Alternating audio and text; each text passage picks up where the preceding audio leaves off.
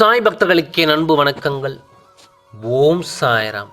என் அன்பு குழந்தையே, உன்னுடைய பிரச்சனைகளை நினைத்து நினைத்து உன்னுடைய வாழ்நாளில் இருக்கும் நிம்மதியை இழந்து தவிக்கின்றாய்.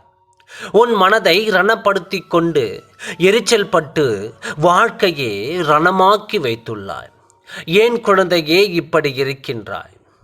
நீயும் உன் துணையும் பிரிந்து இருப்பதால் வாழ்க்கையே போய்விட்டது போல் தன்னந்தனிமையில் இருக்கின்றாயே. உனக்காக உன் துணையிடம் அப்பா நான் பரிந்து பேசினேன். உன்னுடைய துணையின் முடிவு நல்ல முடிவாகத்தான் உள்ளது. உன் துணையும் தான் செய்த தவறை நினைத்து நினைத்து அனுதினமும் வருந்தி கொண்டு தான் இருக்கின்றார்.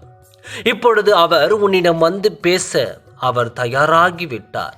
அவர் பேச வரும்பொழுது நீ பேசிவிடு. காலம் என்பது எல்லோருக்கும் ஒரு நாள் வரக்கூடியது தான்.